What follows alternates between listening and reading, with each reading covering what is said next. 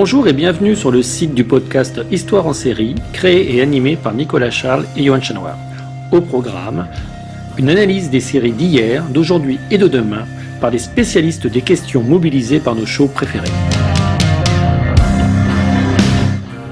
Histoire en série, c'est le podcast qui met en relation histoire, sciences humaines et séries.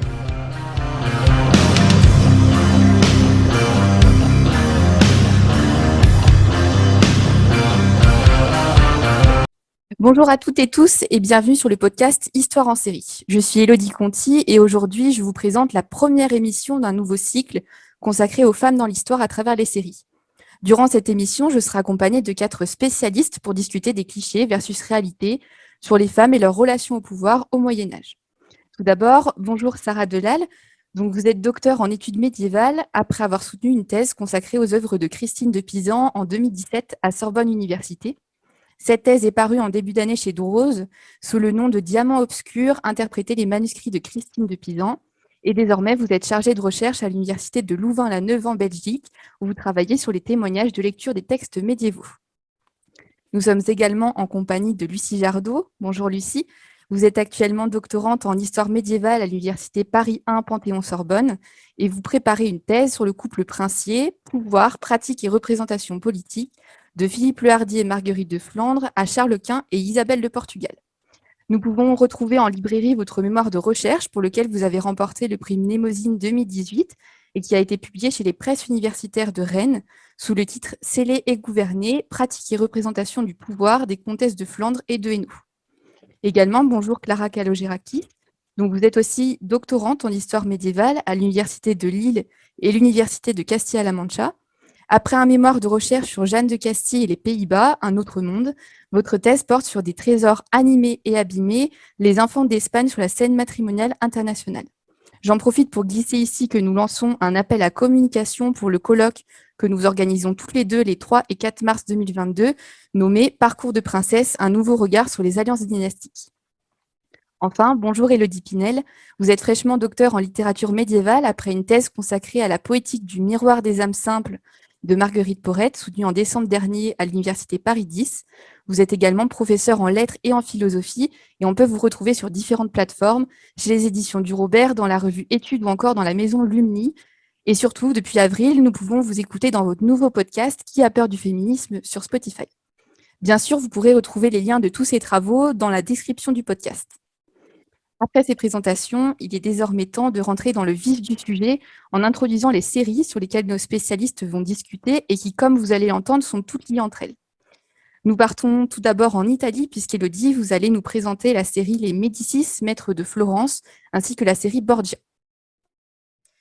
Oui, merci. Je vais donc vous parler de ces 2 séries en vous présentant les intrigues à grands traits. Donc, pour ce qui est des Médicis, c'est en effet une série qui se passe en Italie, plus spécifiquement à Florence. C'est l'Italie des communes du XVIe siècle et on dispose de 3 saisons. La série est complète avec ces 3 saisons. La première période qui correspond à la première saison, c'est le début du XVe siècle avec la mort de Giovanni de Medici en 1429. C'est un personnage qui est joué par Dustin Hoffman, qui était d'ailleurs sur l'affiche de la série, et on assiste plutôt qu'à son règne à lui, à la succession de son règne avec Cosimo de Medici, qui va être donc le personnage principal de cette première saison. La deuxième saison va être centrée sur le XVIe siècle avec la mort de Piero de Medici, le fils de Cosimo, donc on voit que c'est générationnel tout ça, avec cette fois-ci aussi une question de succession vers Lorenzo de Medici, donc Laurent le Magnifique, et on va aboutir, je spoil totalement, mais au dernier épisode, à la conjuration des Pazzi, qui est la famille ennemie des Médicis. Et puis, la troisième saison se passe toujours au XVIe siècle, mais cette fois-ci, on suit toute l'œuvre de Laurent de Médicis, l'œuvre d'homme de paix, avec notamment la paix avec le roi Ferrand de Naples, ou la manière dont il traite la guerre contre l'Empire ottoman, et aussi une tentative de réconciliation entre les États italiens. Et on va aller jusqu'à sa mort, en fait. Et il va aussi y avoir un focus sur son œuvre de mécène, avec Léonard de Vinci, avec Botticelli. Donc ça, c'est pour la série Les Médicis, dont le sous-titre est Les Maîtres de Florence. Pour ce qui est des Borgia, alors il y a plusieurs Borgia. La version dont je vais traiter ici, c'est celle qui a été coproduite par Canal+. Qui est coproduite parce qu'il y a aussi un producteur italien dans le lot et c'est important. Le lieu de cette intrigue, bon là cette fois-ci vous l'aurez compris, les Borgia, c'est centré sur le pape Borgia en fait, Alexandre VI. Donc c'est une intrigue qui se déroule à Rome, dans les territoires de la papauté et qui aussi rayonne dans toute l'Europe. La période qui est traitée, elle est précisément datée, puisqu'on va de 1492 c'est-à-dire à la fois la découverte de l'Amérique, mais surtout l'élection du pape Borgia, jusqu'à 1507. Et d'ailleurs, beaucoup d'épisodes vont porter le nom d'une année, comme dans une chronique.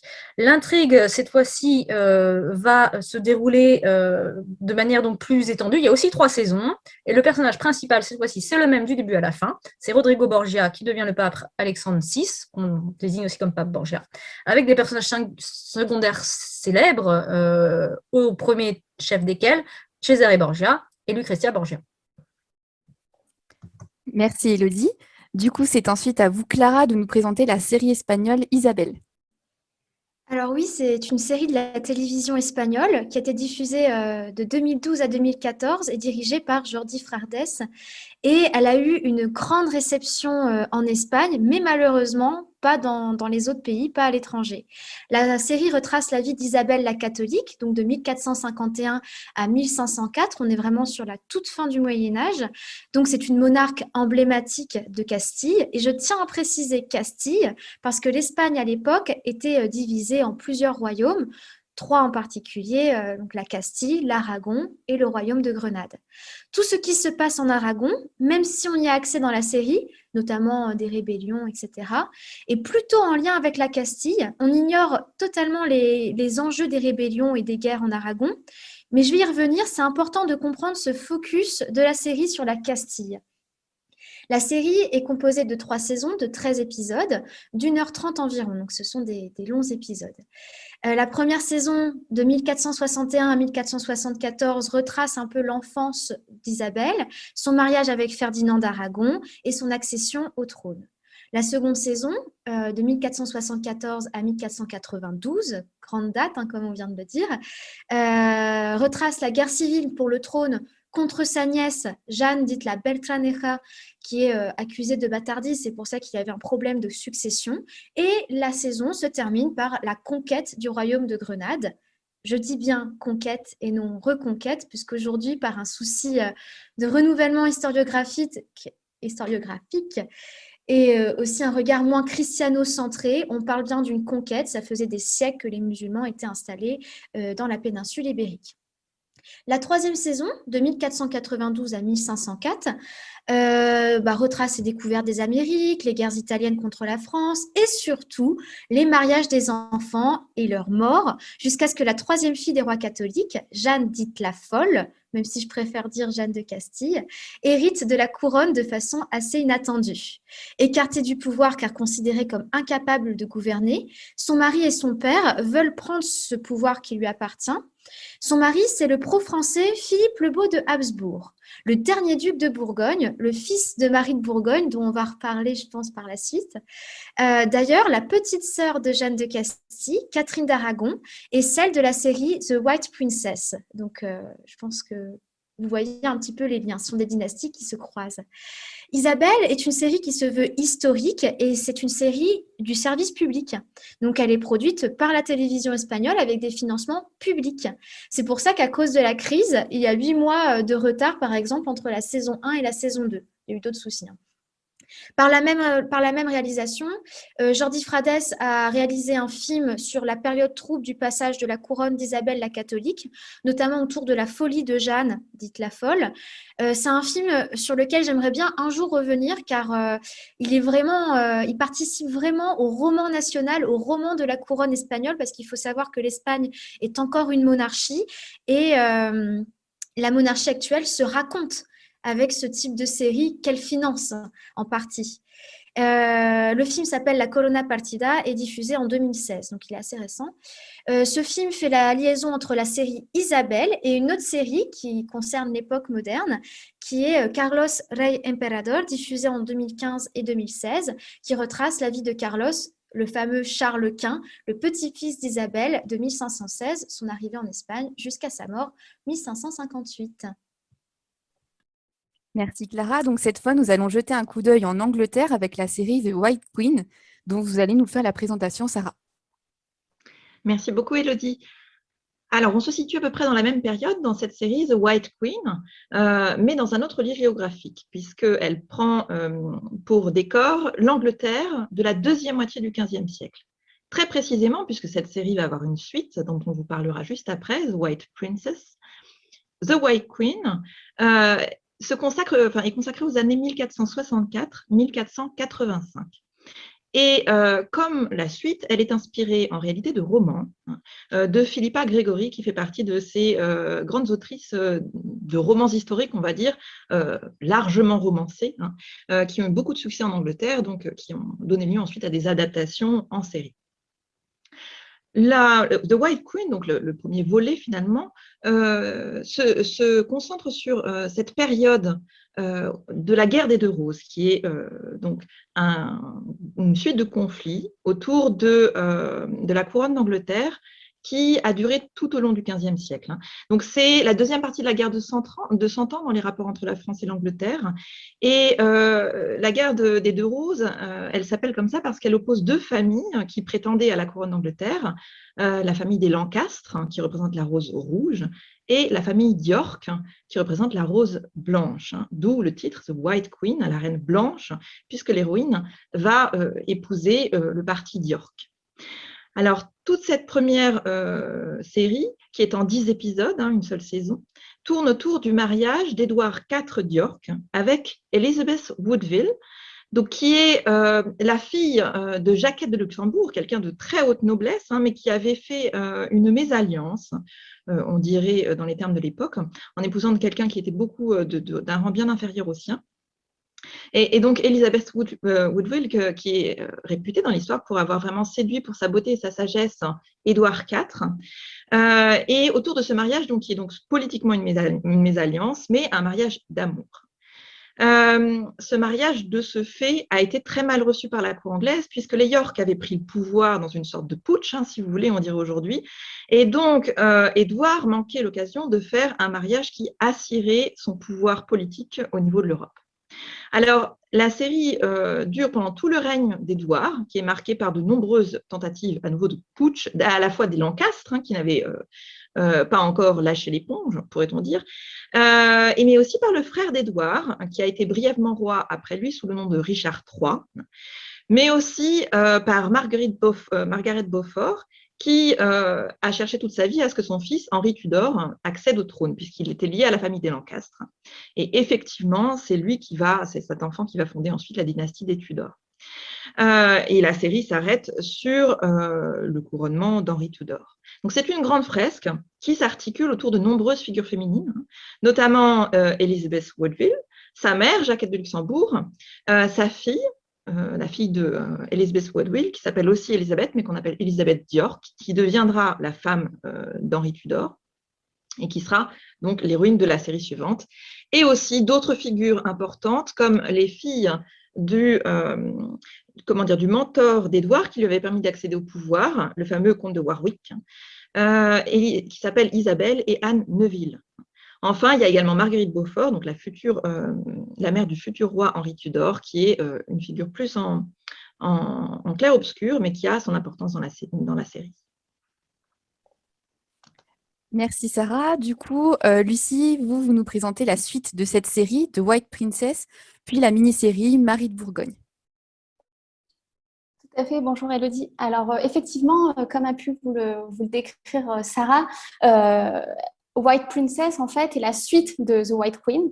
Donc, le lieu ça se passe toujours en Angleterre. Il s'agit d'une série de 8 épisodes qui couvre surtout le début du règne de Henri Tudor, donc cet enfant dont on parlait juste avant et qui arrive au trône, qui est issu de la dynastie des Tudors et qui monte sur le trône sous le nom de Henri VII. La dynastie des Tudors dure jusqu'en 1603 et dès le premier épisode, il est question en fait du mariage entre Henri Tudor et Élisabeth d'York. Et c'est vraiment le point central de la série puisque toute la série s'articule autour de cette union qui est difficile parce qu'elle allie deux familles qui sont ennemies depuis plusieurs dizaines d'années et aussi parce qu'elle mêle à la fois cette famille d'York dans le fils que vont avoir Henri Tudor et Élisabeth d'York et donc va remodeler un petit peu les antagonismes entre ces deux familles. Toute la série tourne autour, en fait, surtout de la question de la légitimité des Tudors à gouverner, puisqu'ils sont, suite à ce conflit, ils sont encore beaucoup contestés au sein de l'Angleterre. Et donc, toute la question est d'asseoir, en fait, le règne d'Henri Tudor. L'une des ennemies principales d'Henri Tudor, en fait, c'est Margaret d'York, la tante d'Élisabeth d'York, alors reine, qui est à ce moment-là duchesse de Bourgogne, et qui va essayer de comploter pour remettre les York sur le trône d'Angleterre.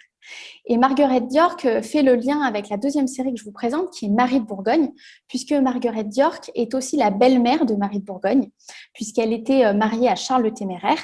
Et de sa seconde épouse, Charles le Téméraire, de sa seconde épouse Isabelle de Bourbon, il a une fille, ce sera sa seule héritière, son seul enfant, Marie de Bourgogne, qui hérite de façon un petit peu brutale en 1477 de l'ensemble des Pays-Bas bourguignons, qui sont un très vaste espace territorial qui s'étendent de la Flandre à la Bourgogne actuelle, au duché de Bourgogne.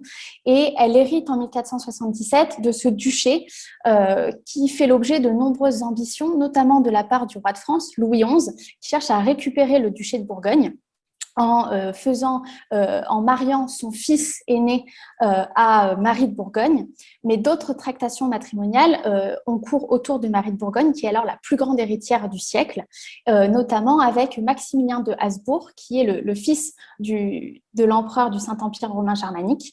Et toute la question de la série est précisément celle de ce mariage avec Marie de Bourgogne, à savoir est-ce qu'elle va pactiser avec la France ou avec le Saint-Empire romain germanique. Alors je dévoile tout de suite le choix qui est fait, ce sera celui de Maximilien de Habsbourg, tout simplement parce que l'un comme l'autre ont besoin de ce mariage, et c'est ce qui fait basculer en fait tous ces Pays-Bas bourguignons plutôt dans la sphère politique du Saint-Empire romain germanique.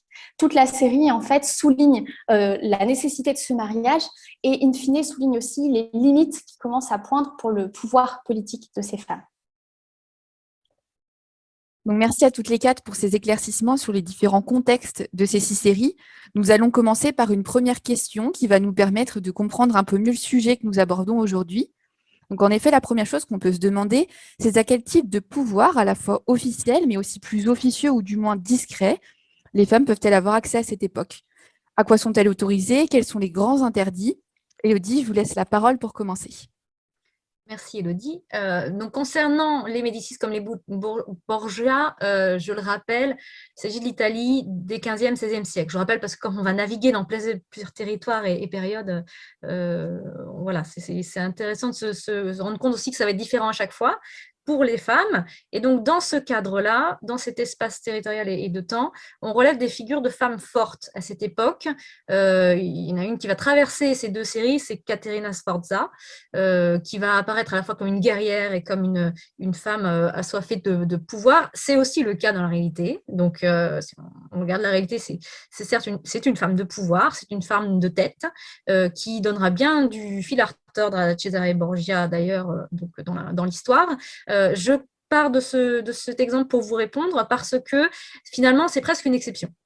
C'est ce qu'on retient quand on va chercher une femme forte à l'époque, mais en fait, le pouvoir accordé aux femmes est assez changeant en fonction des conditions sociales.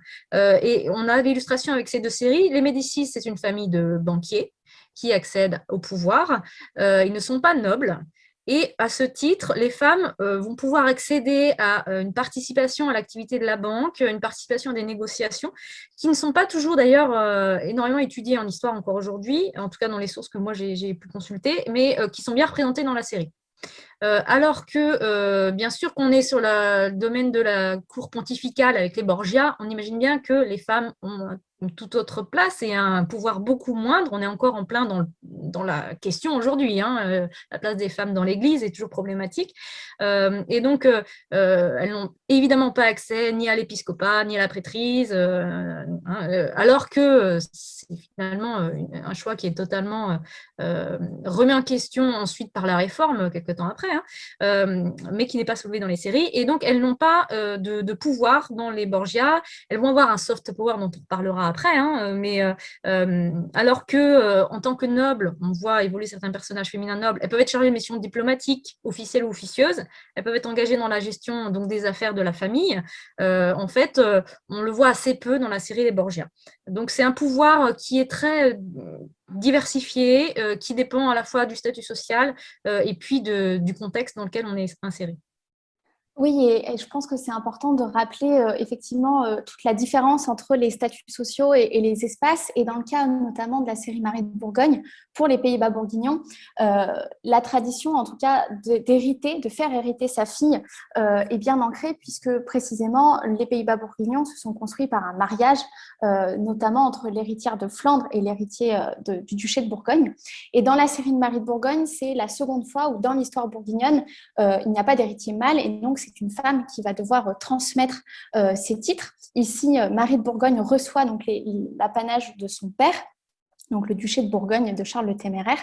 Mais ce qui est assez intéressant, c'est que la série Marie de Bourgogne présente Marie de Bourgogne selon un topos historiographique qui est bien connu, celui d'une femme qui serait plutôt douce, qui serait à la fois confrontée au pouvoir, mais qui a des difficultés en fait à le prendre tel qu'un homme le ferait. Et ce qui est intéressant, c'est qu'en fait, cette historiographie nous est héritée dès l'époque médiévale, et notamment par sa famille, en fait. C'est son époux après la mort de Marie de Bourgogne, et notamment aussi son fils, Philippe le Beau, qui vont construire cette image de Marie de Bourgogne, alors qu'en réalité, on voit assez bien dans les sources que Marie de Bourgogne a pu hériter, et c'est possible, a pu exercer un pouvoir politique. Mais on voit aussi à travers le cas de Marie de Bourgogne la question des limites de ses pouvoirs qui sont de plus en plus importantes, avec notamment le fait que progressivement elle se voit opposer, et c'est ce qu'on voit aussi dans la série, le fait que ce soit une femme et que donc son entourage masculin n'accepte pas nécessairement qu'elle règne. En réalité, il faut un petit peu contrebalancer cet argument puisque même les contemporains de Marie de Bourgogne savent que cet argument est faux. En réalité, c'est une parade qu'ils utilisent pour opposer leur pouvoir à celui de Marie de Bourgogne. Ils savent très bien qu'une femme a le droit de gouverner. La question qui se pose en fait pour le duché de Bourgogne est davantage politique, celle de l'apanage, puisque le duché de Bourgogne serait, selon Louis XI, c'est un argument politique, un apanage. Un apanage, c'est une terre qui a été concédée à un fils de roi de France et sous condition qu'il y ait toujours un héritier mâle. Et le jour où il manque un héritier mâle, il doit revenir à la couronne de France. Louis XI, qui cherche à faire main basse sur le duché de Bourgogne, fait valoir le fait que le duché de Bourgogne est un apanage. Or, si on reprend les lettres qui ont été concédées à Philippe le Hardi lors de la concession du duché de Bourgogne, 2 siècles auparavant, la Bourgogne n'est pas un apanage. Mais en fait, c'est pour cela qu'on utilise, en tout cas que Louis XI et son entourage utilisent l'argument utilise l'argument du fait que Marie de Bourgogne soit une femme. C'est un moyen en fait politique pour récupérer le duché de Bourgogne. Mais en réalité, à cette époque-là, il est possible pour les femmes d'hériter et de gouverner un ensemble territorial. Ça rejoint un petit peu ce que tu dis, Lucie. Pour le territoire ibérique, donc pour la série Isabelle, ça reste un espace quand même particulier, parce que les cultures s'y mélangent, juifs, musulmans et chrétiens cohabitent. Comme c'est un espace méditerranéen, il va faire son renouvellement vers un droit plus moderne avant d'autres pays du nord de l'Europe. Ce renouvellement vers la modernité, c'est une espèce de pré-renaissance qui existe à la fin du Moyen-Âge, on a tendance à oublier, et qui s'inspire du droit romain, des textes en grec et en latin que les musulmans d'Espagne vont traduire, puis les chrétiens aussi. Et ça va influencer par exemple un roi, Alfonso X, dit le Sage, qui va promulguer un texte de loi très très important en 1256 qui s'appelle les Siete Partidas. Et ce texte va influencer toute la fin du Moyen-Âge de tous les pays juridictionnellement parlant. Et c'est quand même un retour vers le droit romain, qui se fait petit à petit, hein, comme je viens d'expliquer, et qui a tendance à être très répressif envers les femmes, mais aussi très normalisant. Notamment, on explique comment une régence est possible, quels sont les droits des femmes pour la régence, quels sont les comportements adultères qui ne peuvent pas exister pour les femmes, hein, c'est très répressif. Et étonnamment, le début du Moyen-Âge, au niveau du droit, de l'héritage et des libertés, est plus simple à vivre pour les femmes. Je ne parle pas, bien sûr, des rumeurs sexistes hein, qui décrédibilisent les femmes qui obtiennent un peu de pouvoir, parce qu'une femme de pouvoir, ça dérange, et ça a toujours existé tout le long du Moyen-Âge. Mais à la fin du Moyen-Âge, avec ce retour au droit romain, on arrive à une normalisation des héritages des femmes qui, finalement, et une normalisation aussi des droits des femmes qui, finalement, va être beaucoup plus répressif, et ça commence en Espagne. Alors, concernant les formes de pouvoir officielles, avec la possibilité d'accéder au trône et au rôle qui est dévolu aux femmes, ou notamment aux mères, le cas d'Italie des 15e, 16e siècles est assez particulier, là aussi, en tout cas pour les séries dont je traite, parce que d'une part, accès au trône, c'est un peu à côté dans la mesure où à Florence, on n'est pas dans une monarchie, c'est une république, la République de Florence. Enfin, Florence, c'est une république à l'époque. Par ailleurs, pour la papauté, bon, on a bien compris que ce n'était pas un accès au pouvoir aux femmes. D'autre part, je le dis sans anachronisme, il n'y a pas de droit de vote pour les femmes à Florence, puis il y a un vote hein, quand même au sein de la seigneurie pour désigner celui qui va gouverner. Donc, dans ce conseil, dans cette assemblée d'hommes, d'êtres qui votent, il n'y a pas de femmes. Donc, il n'y a pas de pouvoir ni d'accès ni accès au gouvernement, ni de légitimation par des femmes d'un pouvoir en place. Donc, je ne rappelle pas ici les questions sur l'Église en particulier que j'ai déjà évoquées plus haut. Et donc, cette forme de pouvoir officiel n'existe pas en fait dans ces deux séries. Et c'est ce qui contraste assez bien, notamment pour la série Marie de Bourgogne, puisque précisément, en fait, dès l'épisode 1, au moment où elle accède au trône, on voit très bien qu'au contraire, il existe une forme de pouvoir officiel pour les femmes dans les Pays-Bas bourguignons. Mais pas seulement à travers les femmes qui héritent, et ça on ne le voit pas très bien dans la série, mais il faut rappeler que dans les Pays-Bas bourguignons, il est possible pour les femmes d'être nommées lieutenantes générales du duché, notamment lorsque leur époux s'absente pour faire la guerre ou quoi que ce soit. Donc elles héritent d'une forme de pouvoir, et en fait on choisit même de façon privilégiée les femmes, l'épouses du duc, puisqu'on part du principe que comme elles sont aussi la mère du futur duc, elles ne feront rien pour empiéter sur le pouvoir de leur fils qu'elles aiment tant. Et en fait, c'est justement au nom de leur rôle maternel aussi que l'on voit dans ces séries, et notamment aussi dans The White Princess, le rôle notamment officiel que peuvent jouer les femmes. C'est notamment Margaret Beaufort dans The White Princess qui se bat pour que son fils Henri VII monte sur le trône, et elle va le défendre face à Elizabeth Woodville, qui est la mère d'Elizabeth York, la mère de la future reine, qui elle aussi, Elizabeth Woodville, se bat pour protéger sa fille. Et c'est précisément ce qu'on voit dès le premier épisode de la série The White Princess, où toutes les deux, ces deux figures maternelles sont présentées comme constamment en train de lutter autour du pouvoir pour protéger leurs enfants.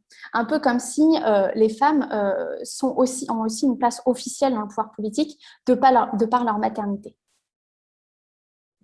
Et en Espagne, cette place officielle va poser problème parce qu'elle va être effective.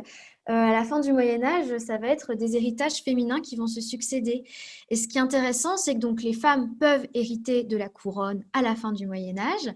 Qui plus est, le règne d'Isabelle met fin à une période trouble en Castille et donne la passation au lignage habsbourgeois de l'époque moderne. Et déjà, juste après la mort d'Isabelle, il y a de la part des Habsbourg une volonté de légitimer le pouvoir féminin pour justifier le fait que c'est aux Habsbourg du Nord, donc les descendants de Marie de Bourgogne, d'obtenir la couronne castillane et aragonaise. D'ailleurs, à l'époque moderne, sous les Habsbourg, les femmes sont régulièrement gouvernantes d'un territoire.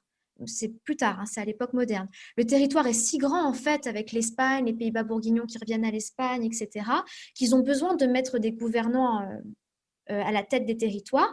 Et ce sont des femmes, ils choisissent leurs sœurs, leurs mères. Ainsi, on a une acception assez forte de la monarchie féminine espagnole de par cette construction qui date déjà d'il y a plusieurs siècles. Et encore aujourd'hui, ce type de série, très bien renseignée, comme la série Isabelle, où le droit est exposé au point d'être un peu ennuyeux dans le rythme narratif de la première saison, est là pour montrer la légitimité de la gouvernance d'Isabelle.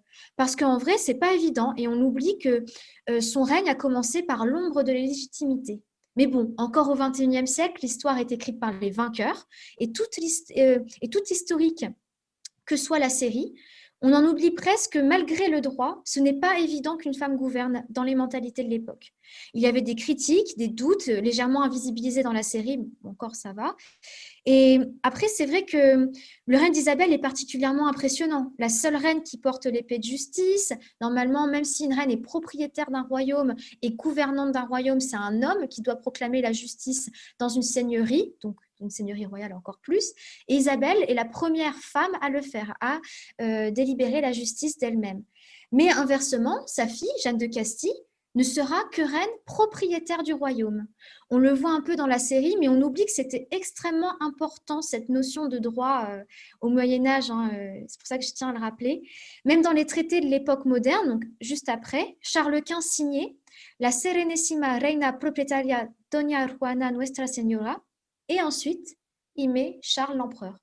Donc, une femme hérite, mais ça n'empêche pas de pouvoir s'arranger pour bien l'écarter de son vivant. On a d'autres exemples à la fin du Moyen-Âge. La grande sœur de Ferdinand d'Aragon, Blanche de Navarre, est totalement écartée du royaume de Navarre et de sa gouvernance et même de sa propriété. Donc, le droit ne fait pas tout. Je voudrais conclure cette espèce d'aperçu sur les différentes formes de pouvoir par une petite remarque. Vous aurez remarqué à ce stade qu'on vous parle de l'Espagne, qu'on vous parle de la Bourgogne au XVe siècle, qu'on vous parle de l'Angleterre. Voilà, la Bourgogne s'étant étendue vers l'empire qui a donné l'empire austro-hongrois, disons d'une vision très large. On ne vous parle pas du tout de la France. Et c'est vrai qu'on a très peu de séries sur ce domaine, parce que la France est notoirement un pays extrêmement misogyne dans son traitement des femmes, et notamment par rapport au pouvoir. Et c'est notamment, et là, comme je glisse vers l'Angleterre, c'est notamment ce qui a construit le conflit de la guerre de 100 ans. Puisqu'à un moment donné, il y a eu un problème de succession au niveau de la couronne française, il n'y avait plus que des femmes pour en hériter. Et à ce moment-là, l'héritière possible était la fille, enfin la fille du roi de France qui aurait dû hériter de la couronne d'un point de vue de succession des enfants, était mariée au roi d'Angleterre et les Anglais ont réclamé la couronne. C'est à ce moment-là que la France a essayé de faire cette espèce d'argument rhétorique sorti de nulle part, que la couronne ne pouvait pas tomber en quenouille, comme on dit, la quenouille étant cet instrument pour filer la laine, typiquement féminin, et que donc, par conséquent, les femmes dans ce territoire ne pouvaient avoir que des rôles de transmission matrimoniale, d'enfantement des futurs héritiers. Alors que l'Angleterre, donc, qui avait beaucoup utilisé cet argument au XIVe siècle pour légitimer un pouvoir féminin, pour récupérer des territoires, a un traitement un peu plus ambigu, une utilisation rhétorique plus forte des femmes par rapport au pouvoir. Après, dans les faits, il faut toujours garder dans l'idée que le principe quand on parle d'histoire, c'est qu'il y a un écart entre ce que disent les gens et ce qu'ils font, entre les discours, les mentalités et la réalité des actes. Bon, donc c'est un peu dans la négociation de ça que se fait l'intérêt d'ailleurs d'une sociologie, d'une société, etc., dans ces écarts, ce qui est le cas aussi pour nous aujourd'hui. Mais si vous regardez The White Queen, ce qui est intéressant, c'est que vous aurez tout un, disons, un répertoire de rôles qui pouvaient être joués par des femmes. Alors certes, c'est une série qui caricature beaucoup ces personnages, parce qu'il y en a beaucoup aussi, donc c'est sur le plan narratif une nécessité. Mais vous trouvez des figures de mères, notamment la mère du roi, la mère de la future reine, la fameuse Jacquette de Luxembourg. Vous trouvez aussi des figures d'épouses de rois, le roi qui a été évincé du pouvoir, le roi Lancastre, sa femme Marguerite d'Anjou apparaît dans la série, comme quelqu'un qui cherche à reprendre le pouvoir malgré son mari qui est fou en réalité. Vous avez aussi toutes les femmes qui sont donc à part les reines et les mères de reines, vous avez aussi toutes les filles, c'est-à-dire toutes celles qui peuvent hériter potentiellement du pouvoir, qui sont, pourrait-on dire, de la matière à mariage princier. Par exemple, les sœurs Neville, les filles du comte de Warwick, qui a aidé Édouard à prendre le pouvoir, que le comte de Warwick cherche à marier justement au frère du roi, par exemple. Enfin, tous ceux qui pourraient hériter du pouvoir si Édouard se trouvait à mourir trop tôt, pour des raisons naturelles ou pas. Hein. Et puis également la fille d'Elizabeth Woodville, hein, qui est donc la femme d'Édouard IV, sa fille Elizabeth York, qui va être vers la fin de la série et ensuite dans The White Queen, la négociation de tas de mariages pour qu'elle finisse par hériter du pouvoir, hein, puisqu'on la promet à la fois à l'héritier Lancastre et à l'héritier d'York.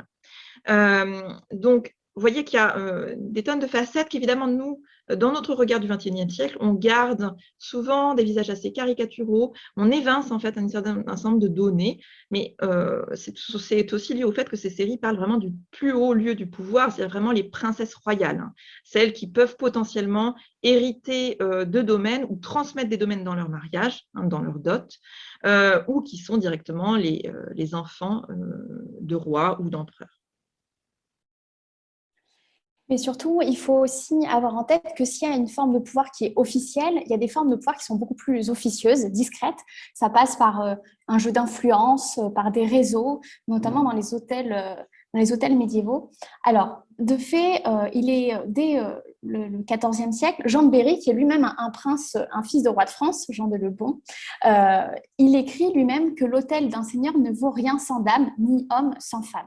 Et en fait, ça montre assez bien le fait que autour de ces princesses, de ces reines dont on vous parle aujourd'hui, il y a aussi tout un entourage féminin qui entoure reine, duchesse et qui s'occupe d'elle. Et ça se voit assez bien dans les séries de Marie de Bourgogne ou The White Princess, puisqu'on voit autour d'elle deux types de dames, soit les dames, les femmes de chambre en fait, hein, celles qui s'occupent vraiment de les habiller, de leur donner leur bain, etc. Donc ces femmes qui sont plutôt de petites conditions, ou en tout cas de basse noblesse et qui viennent entourer la personnalité de la duchesse, mais il y a un deuxième type qui peut nous intéresser ici, ce sont les femmes nobles qui entourent les princesses. Souvent, les reines, les duchesses sont présentées avec une servante vraiment de confiance à qui elle peut se confier, parler de ses peines de cœur, etc. Et en réalité, alors si c'est un petit peu exagéré et une vision caricaturale, ces femmes nobles, effectivement, participent pleinement à la vie de cour. Elles sont souvent des actrices silencieuses, en fait, de la politique de ces reines ou princesses, mais elles sont aussi, pour elles, des moyens de se hisser au plus près du pouvoir. Et très souvent, elles sont mariées à des conseillers du roi ou du duc, en l'occurrence. Et dans The White Princess, c'est ce qui est montré avec Margaret Pole, qui est une descendante d'York et qui est mise au service d'Elizabeth d'York. Et c'est un moyen pour Henri Tudor de garder un œil sur elle. Il y a donc tout cet entourage féminin, notamment dans les hôtels, mais il y a également une figure qui est moins traitée chez moi, mais davantage en Italie, qui est celle de la maîtresse. Alors justement, sur cette Italie des 15e et 16e siècles, on peut traiter différemment les Borgia et les Médicis. Donc pour commencer par les Borgia, on a en effet ce pouvoir des maîtresses. Elles sont deux dans la série, comme dans l'histoire d'ailleurs, Vanozza Catalani et ensuite Giulia Farnese. La première est la mère des enfants illégitimes qui sont au centre de l'attention de la série. Julia aura aussi une fille illégitime avec le pape Borgia. Et ces maîtresses sont indirectement à l'origine de pas mal de décisions d'État. Du népotisme, hein, puisque au début, le pape Borgia présente ses fils comme ses neveux, d'où le terme de népotisme, hein, nepote veut dire neveu en italien, et il va nommer comme évêque Cesare Borgia, son propre fils, mais aussi Alessandro Farnese, qui est le frère de Giulia Farnese. Les maîtresses vont aussi être à l'origine de dépenses somptuaires, à un moment pour acheter la clémence de Julia qui est un peu énervée. On voit dans la série le pape lui offrir des bijoux très luxueux qu'elle refuse en un mouvement aussi d'orgueil. Bon. Mais c'est un pouvoir qui est à la fois clandestin et indirect, ce qui peut s'expliquer parce que ce que j'ai présenté plus tôt, à savoir que ces femmes n'ont pas de pouvoir direct et donc elles vont finalement elles ne cherchent pas à dominer le monde, elles ne le peuvent pas, mais elles vont chercher à dominer le monde à travers leur amant ou leur ancien amant. Ça, on le voit bien à travers le personnage de Giulia Farnese. D'où des situations, et ça, la série des Borgia adore le montrer, et exagérer là-dessus, évidemment, d'une collusion entre les intérêts privés et publics, puisque elles vont essayer d'influencer la politique pontificale, en l'occurrence, au nom d'intérêts privés. Pour ce qui est des Médicis, c'est très différent. Il y a un pouvoir de conseil, d'écoute, de stratégie entre l'épouse et le gouverneur de Florence. Aussi, il y a une grande place accordée à la mère. Ça, c'est très important dans cette série, les Médicis, puisqu'il y a la matriarche, en fait. Et souvent, les scènes qui représentent des femmes dans les Médicis nous les montrent à l'intérieur du palais. On les voit assez rarement sortir. Ça ne veut pas dire qu'elles sont cloîtrées, hein, mais que leur vie se passe beaucoup à l'intérieur. Au sein de la famille, on a des scènes complètement anachroniques où on a la grand-mère qui s'occupe des petits-enfants. On a l'impression d'être en 2020. Bon. Mais ça, on voit ça dans la 3e saison. Donc là, c'est avec Lucrezia, donc la mère de Laurent de Médicis. Pour ce qui est de l'épouse de Cosimo, donc le grand-père de Lorenzo de Médicis, c'est celle qui fait le lien entre les deux générations, entre la saison 1 et la saison 2. Elle a un pouvoir, elle, de transmission du discours sur le pouvoir. Ce n'est pas elle qui transmet le pouvoir, c'est elle qui transmet le discours sur le pouvoir et qui explique à Laurent de Médicis quel prince il va être. Ce qui fait écho, bien sûr, au prince de Machiavel, qu'on verra à la toute dernière saison et qui va être nommé seulement au dernier épisode. Et donc, on a vraiment ce pouvoir de la matriarche auquel doit potentiellement se soumettre aussi la jeune épouse. Il peut y avoir des conflits. Ce conflit, heureusement, n'éclate pas entre les deux dernières femmes qui sont présentées dans la 3e saison, à savoir Lucrezia, la mère de Laurent, et Clarisse, sa femme, qui, au contraire, collaborent pour la gestion de la banque, quitte à parfois cacher les erreurs de l'autre, puisque Clarisse, la femme de Lorenzo, va révéler à un moment à son mari qu'en fait, sa mère a fait un peu n'importe quoi avec la banque et qu'elle-même, elle était complice. Donc, il y a un pouvoir des femmes qui est important, qui, à mon sens, est sans doute un peu exagéré dans la 3e saison quand même, qui est très, très, du coup, agréable à regarder pour nous, mais il me semble que les scénaristes ont un peu poussé quand même l'empowerment féminin dans cette dernière saison.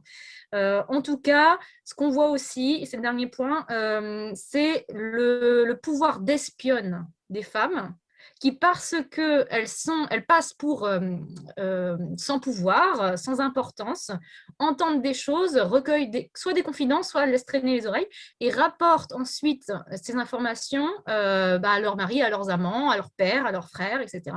Et ça, on le voit tant dans les Borgia, notamment Vanozza qui tient une auberge. Donc, elle entend des choses. Il y a des prostituées aussi dans son auberge. Les prostituées recueillent des confidences.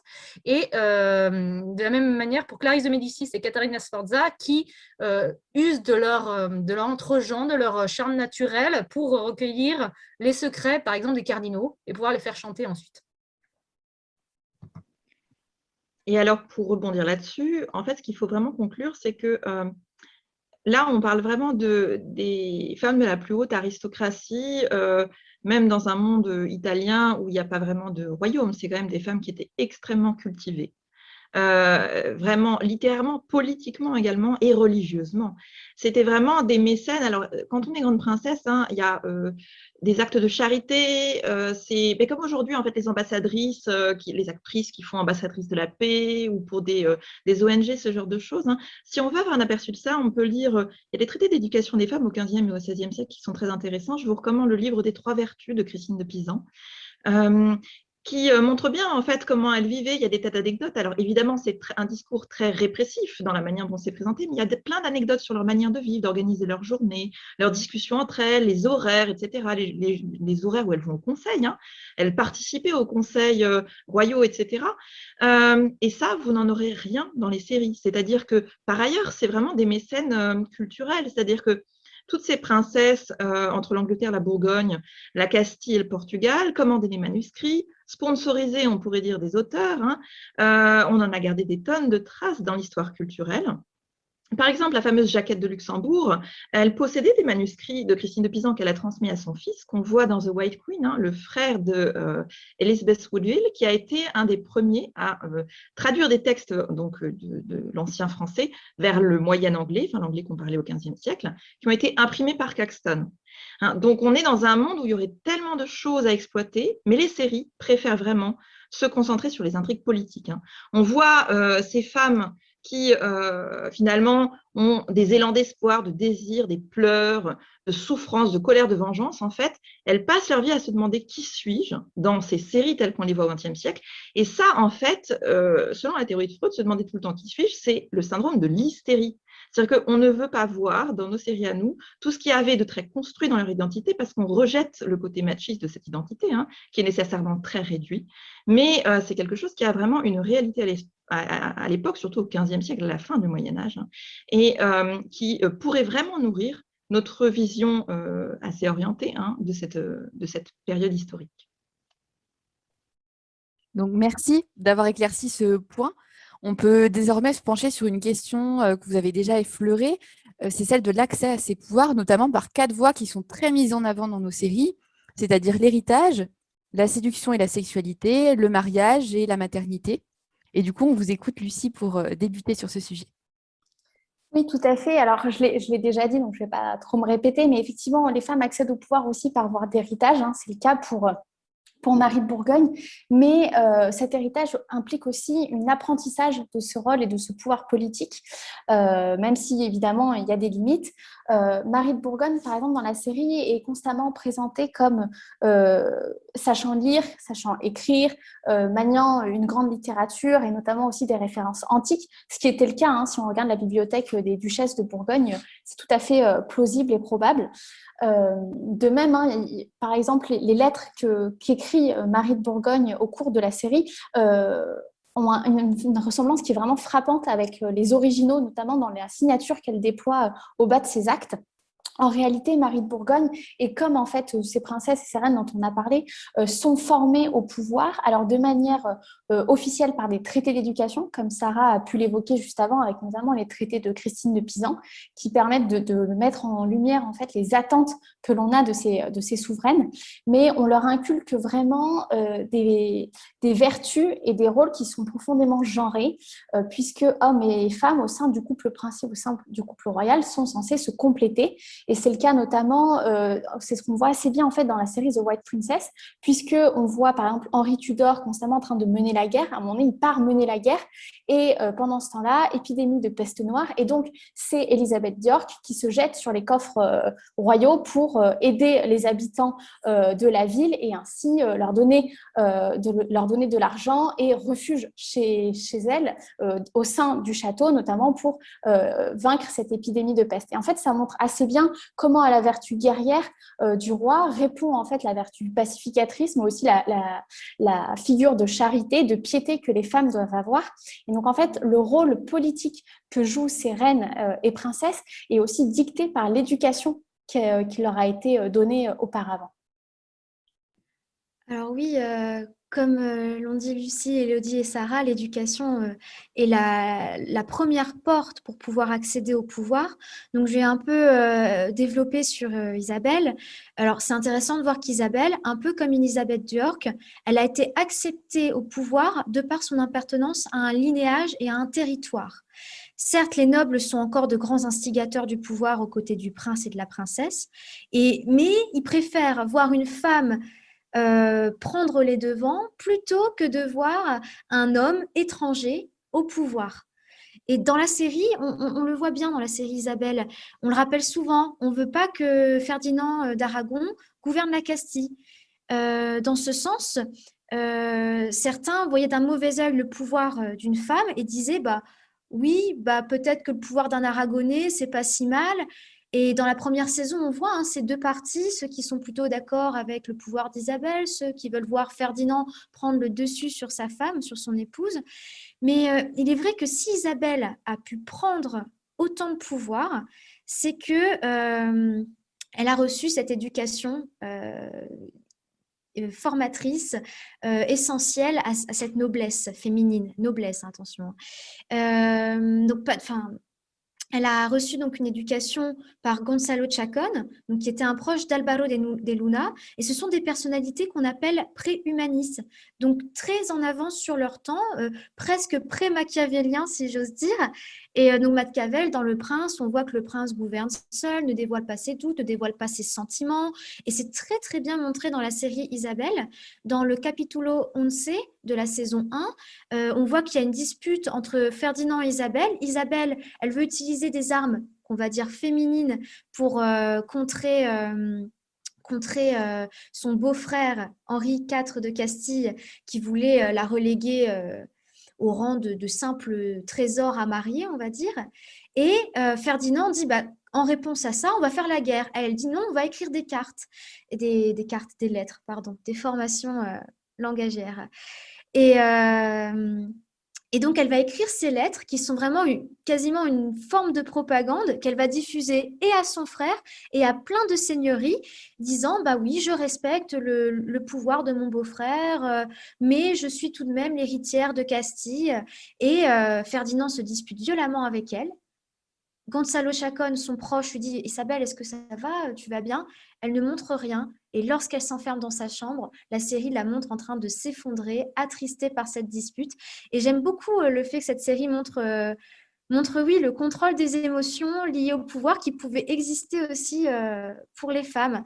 Donc, on va dire que la personnalité d'Isabelle, son éducation, les nouvelles formes du pouvoir qui arrivent à la fin du Moyen-Âge, son linéage, permettent cette accession et cette réussite sur le trône comme reine gouvernante. Pour ce qui est de la sexualité et de la séduction comme accès à un pouvoir, puisque dans le cas des séries dont je parle, je l'ai déjà indiqué, il n'y a pas d'accès au pouvoir sinon. Alors, la question qui est sous-jacente, c'est celle, quelque part, de la femme fatale qui va réussir à soumettre l'homme de pouvoir par la séduction. On a ce cas pour la maîtresse du pape, Giulia Farnese, mais finalement, dans certains cas, ça peut se retourner contre ces femmes puisque on a Lucrezia Borgia qui est présentée comme une jeune femme pleine d'hormones, visiblement, qui va absolument consommer son mariage avec son premier mari, qui est un Sforza, et le pape lui demande de rester chaste parce qu'il entend dissoudre le mariage pour cause de non-consommation. Alors ça, c'est ce qui est développé dans la série. Dans la réalité, il y a des liens, mais ce n'est pas exactement ça. Il y aura bien annulation du mariage pour ces motifs-là, mais visiblement, l'attestation de la réalité n'est pas vraiment celle-là. Donc, ils ont joué avec cet événement historique pour faire de Lucrezia la jeune fille en fleurs, une jeune femme en mal de sexe, en fait. Donc, c'est un pouvoir qu'elles ont, la sexualité, et en même temps un pouvoir qui les soumet.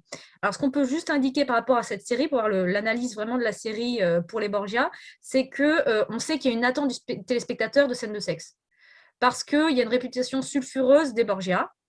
C'est la légende noire qui en est restée, notamment de l'inceste entre Lucrezia et son père, Lucrezia et son frère Cesare. Et donc, ça explique aussi cette construction du personnage de Lucrezia comme étant animé d'un pouvoir sexuel, un pouvoir de séduction, mais en même temps dominée par ce pouvoir sexuel.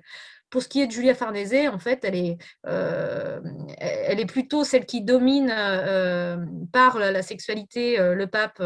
Au lendemain de son élection, elle le viole pratiquement en lui disant voilà, je reviens, alors que lui veut rester chaste. Donc ça dure 5 minutes, sa volonté de rester chaste au pape, mais bon. Et donc, c'est la femme fatale qui surgit. En plus, elle est beaucoup plus jeune que lui. Donc, bon. Donc ça rentre aussi dans le côté un peu scandaleux, sulfureux de la légende Borgia. Mais sans doute que cette série insiste sur cette dimension-là à cause de cette légende noire vis-à-vis de laquelle elle tire sa légitimité et son intérêt. Et en effet, il faut toujours rappeler que la question du sexe, c'est une attente de nous, spectateurs modernes, qui est très, très liée au cinéma et à l'histoire du cinéma, à la libération aussi de ce genre d'image qui s'est fait progressivement, mais qui est encore en cours en fait, d'évolution. Et ça veut dire aussi que le sexe représente quelque chose pour nous, en fait, à l'image, en termes de dépassement des tabous, qui parlent toujours d'autre chose. Alors, dans la série The White Queen, et un peu aussi dans The White Princess, en tout cas, cette question du sexe, elle se concentre autour de plusieurs points. Elle est très intéressante à regarder dans les successions de nuits de noces, avec la manière dont c'est vraiment la question du coït, quoi. Comment ça va se passer.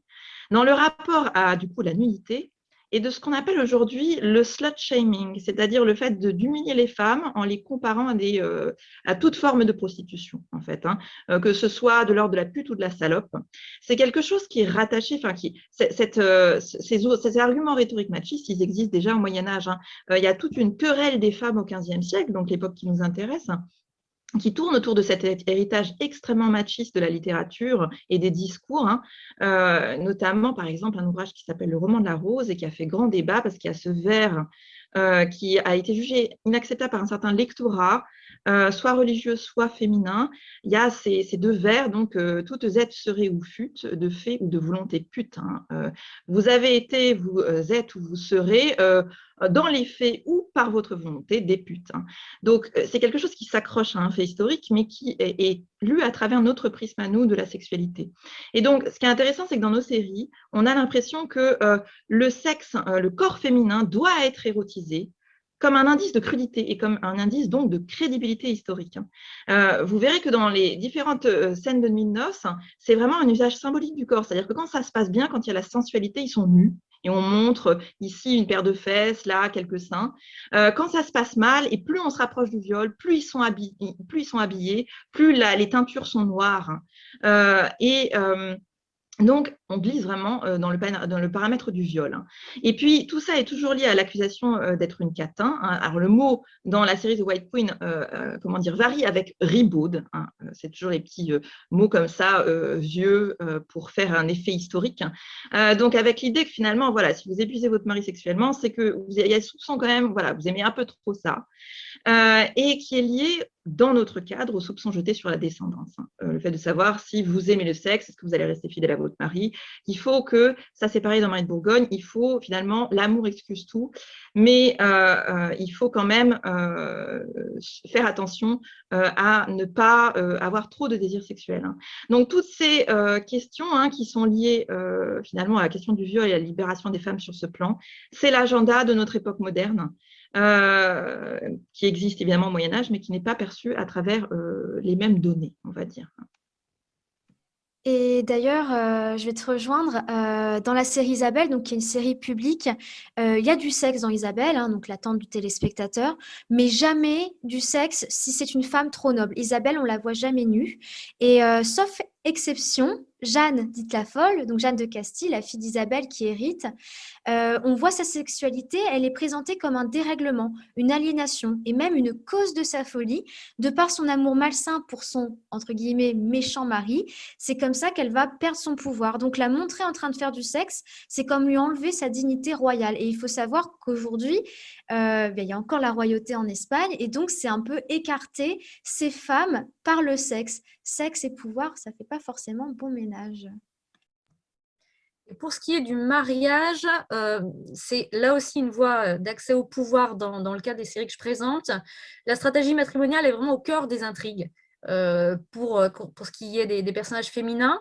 Alors, dans les Borgia, ça se concentre beaucoup autour de Lucrezia, puisque, bon, je l'ai dit, hein, le pape va lui demander de rester chaste pour dissoudre le premier mariage, mais ensuite, elle va redevenir, en fait, elle est fille du pape, parce qu'il la reconnaît comme ses frères à un moment. C'est un enjeu politique très, très fort, fille du pape. Bon.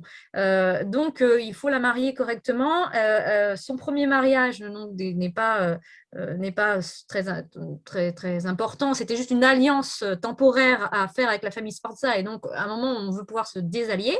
Deuxième mariage avec Alphonse d'Aragon, et qui va décéder en 1500. Et troisième mariage avec Alphonse d'Este, qui apparaît d'ailleurs très vite dans la série, en fait, comme étant une espèce de galant où on pourrait concilier l'amour et le mariage, comme l'a reprécisé Sarah, alors que dans la réalité médiévale, on dissocie l'amour et le mariage. On ne cherche pas l'amour dans le mariage. On va chercher l'amour ailleurs. Alors, on va retrouver là la fine à mort, dans en fait, l'adultère, hein, ce qu'on aimerait l'adultère.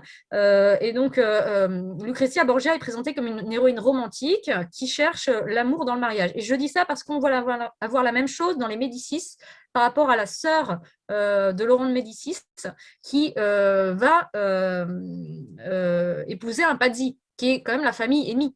Donc, il va y avoir tout ce conflit entre raison et passion et sentiment, qui est très moderne, enfin, qui commence à être très thématisé au XVIIe siècle dans la littérature, et puis ensuite qui va perdurer comme étant un conflit lié au mariage arrangé, mariage d'intérêt, mais en fait qui est anachronique par rapport à l'époque.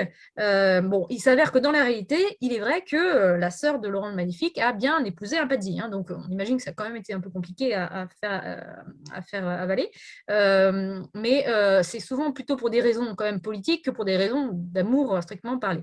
Donc le mariage, oui, c'est un enjeu plus qu'un moyen d'accès par les femmes au pouvoir, c'est un enjeu qui associe femmes et pouvoir. Oui, et il y a une similitude entre effectivement la situation entre le mariage d'un Médicis enfin d'une Médicis et d'un Pazzi, avec notamment le mariage qui est conclu entre Henri VII Tudor et Élisabeth d'York, qui met fin à la guerre des deux roses et qui permet d'unifier ces deux familles antagonistes. Mais je pense qu'il faut aussi rappeler que le mariage est à la fois un enjeu de pouvoir pour les femmes, mais aussi pour les hommes. C'est quelque chose qu'ils ont en commun, puisqu'en fait, les mariages sont aussi organisés beaucoup par les rois, par les ducs, par les princes, tout simplement parce qu'ils sont des objets d'alliance, de paix avec des ennemis. Et c'est le cas, par exemple, pour Marie de Bourgogne, puisqu'en fait, la série débute sur la mort de son père, Charles le Téméraire, et on voit qu'à ce moment-là, elle a bientôt 20 ans, elle n'est toujours pas mariée. Alors, c'est un fait assez rare pour l'époque médiévale, puisque normalement, les femmes se marient plutôt vers l'âge de 12-13 ans, ou en tout cas sont fiancés très tôt. Et en fait, cette situation de Marie de Bourgogne s'explique par le fait qu'en réalité, son père s'est amusé tout au long de sa vie à la promettre à peu près toute l'Europe, à tous les princes. Donc, on a un carton d'archives à Lille qui montre très bien ça, où il y a toutes les lettres de promesses systématiquement faites par Charles le Téméraire pour donner sa fille en épouse. Et une fois qu'il a obtenu ce qu'il voulait, il faisait révoquer la promesse de mariage. Et c'est ce qui explique en fait qu'au moment où il meurt, elle est toujours pas mariée. Et ça montre en fait, in fine, assez bien comment les femmes sont des vecteurs aussi politiques, aussi pour les hommes. Ça leur permet certes d'accéder parfois au pouvoir, mais ça permet aussi aux hommes de garder, en tout cas d'avoir la mainmise sur le pouvoir et aussi de négocier des paix, des alliances.